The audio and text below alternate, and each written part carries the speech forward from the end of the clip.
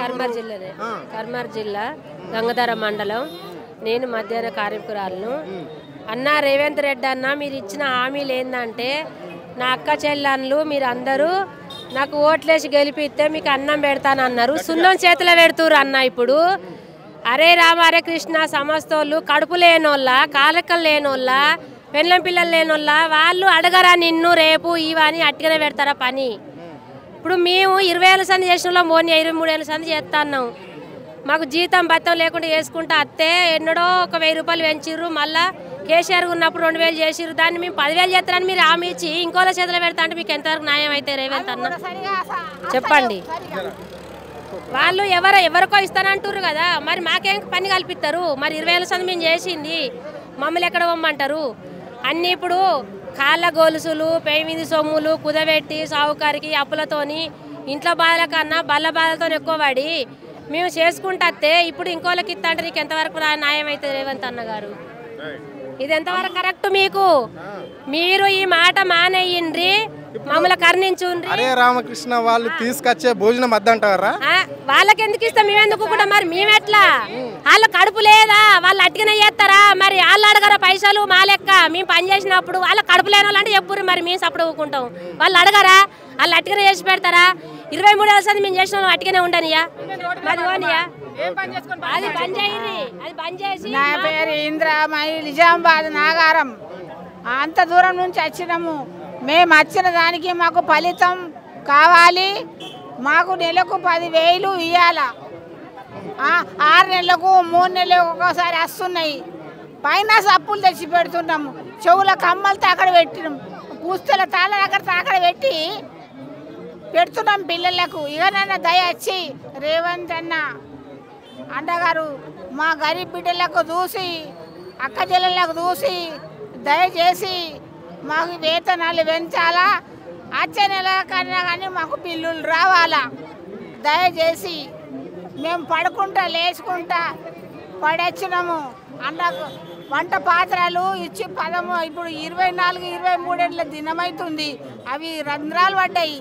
ఆ పొయ్యిలు కూడా పప్పు ఉడికి అన్నం ఉడికి అవి కూడా చెడిపోయినాయి. దయచేసి వంట పాత్రలు రావాలా, మాకు 10,000 జీతాలు రావాలా. ఈ వచ్చే నెల దాకా మాకు రావాలా. రేవంత్ అన్న చల్లగా 100 ఏళ్ళు వరకు జిల్లాలో ఎప్పటికైనా. ఈ మద్దతు ఏంటి? ఇప్పుడు మీరు ఇక్కడ వచ్చారు కదా, వీళ్ళ గోల అంటే వీళ్ళు ఏమిటి గురించి వీళ్ళు ఇక్కడ ధర్నా చేయవలసి వచ్చింది? రాష్ట్రంలో 54,000 మంది మధ్యాహ్న వంట కార్మికులు ఉన్నారు.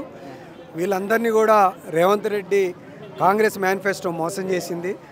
గతంలో చివరి అసెంబ్లీలో కేసీఆర్ గారు 1000 రూపాయలు ఉన్న గౌరవ వేతనాన్ని 3,000కు పెంచారు. కేంద్ర ప్రభుత్వం 60 పైసలు, రాష్ట్ర ప్రభుత్వం 40 పైసలు ఉండాలి.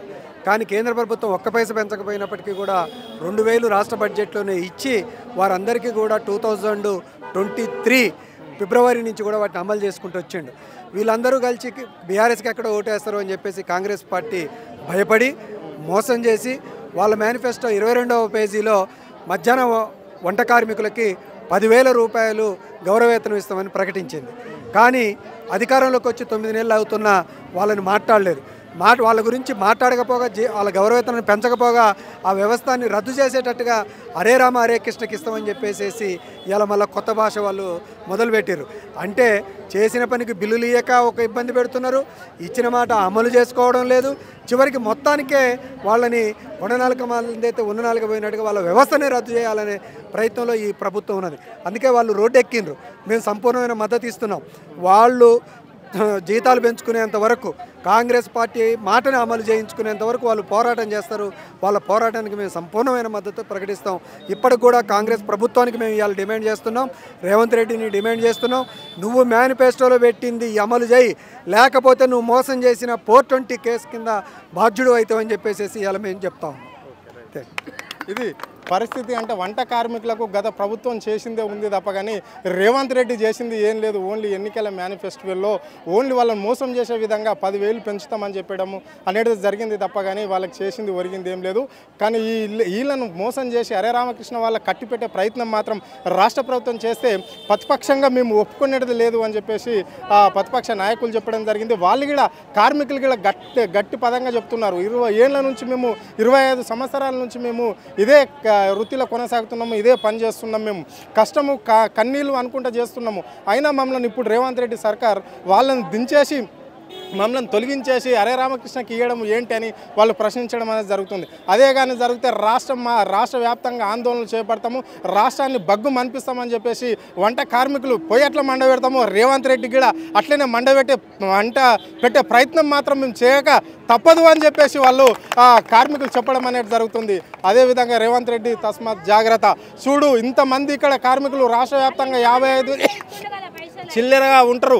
కానీ అలాంటి వాళ్ళు కొందరే వచ్చిర్రు, ఇప్పుడికి అందరు రాలేరు.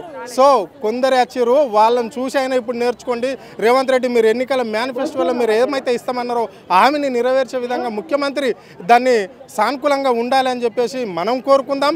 వాళ్ళకు మేలు జరిగే విధంగా ప్రభుత్వం ఉండాలని చెప్పేసి కూడా మనం కోరుకునే విధంగానే ఉండాలని చెప్పేసి మనం అంటున్నాం. సో కార్మికులు కూడా అదే చెప్తున్నారు. సో మాట ఇచ్చిన మాట తప్పితే మాత్రము బాగుండదు అని చెప్పేసి వాళ్ళు మహిళలు చెప్పడం జరిగింది. మీరు మహిళా ప్రభుత్వం అని చెప్పుకొని అధికారంలోకి వచ్చారు, మహిళలనే ముందుకు చేస్తున్నాము, మేము మహిళా ప్రభుత్వం, అది ప్రజా ప్రభుత్వం, ప్రజల కోసమే వచ్చిన ప్రభుత్వం అని చెప్పారు. మరి ఈరోజు ఏంది ఇంతమంది వివిధ జిల్లాల నుంచి వివిధ గ్రామాల నుండి ఈరోజు ఇగో ధర్నా చౌకు, ఇందిరా పార్కు అంటే ఇక్కడ ఎంతోమంది చూడని వాళ్ళు ఉంటారు. అయినా ఈరోజు వీడికి వచ్చారు. వాళ్ళకి ఎంత ఇబ్బంది అవుతుంటే వీడికి వస్తారు రేవంత్ రెడ్డి గారు. అంటే ఇక్కడ అంటే పెద్దవాళ్ళు కూడా వయసు పెద్దవాళ్ళు కూడా ఇక్కడ వచ్చినారు.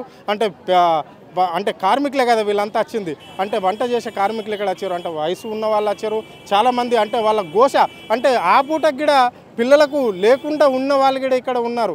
అంటే వాళ్ళకు 3,500తో 3,000 రూపాయలు గత ప్రభుత్వం ఇచ్చిందంతా నేను సరిపోతుంది, నువ్వు 10,000 ఇస్తున్నావు కదా, ఆ 10,000 ఇచ్చే వరకు వాళ్ళు ఆందోళన ఆపమంటున్నారు. వాళ్ళకి ఏం సమాధానం చెప్తుంది నువ్వు నీ ప్రభుత్వం అనేది చెప్పాలి. మీరు చెప్తే కానీ వాళ్ళు ఇందిరా పార్క్ నుంచి మేము వెళ్ళము అని చెప్తున్నారు. ఇప్పటి వరకు కూడా ఎలాంటి స్పందన లేదు మీది. సో ఇప్పటికైనా మీరు అధికారులు కావచ్చు, నీకు సంబంధించిన అధికారులు కావచ్చు, మీ గవర్నమెంట్కి సంబంధించిన పాలకులు కావచ్చు, ఎవరైనా వాళ్ళకి ఏం హామీ ఇస్తారో ఇవ్వండి. వాళ్ళ సమస్య పరిష్కారం అయ్యే విధంగా మీరు ముందుకు పోవాలని చెప్పేసి వాళ్ళు డిమాండ్ చేస్తున్నారు. కెమెరా పర్సన్ వినయ్ రెడ్డితో అరుణ్, తెలుగు స్క్రైబ్ న్యూస్.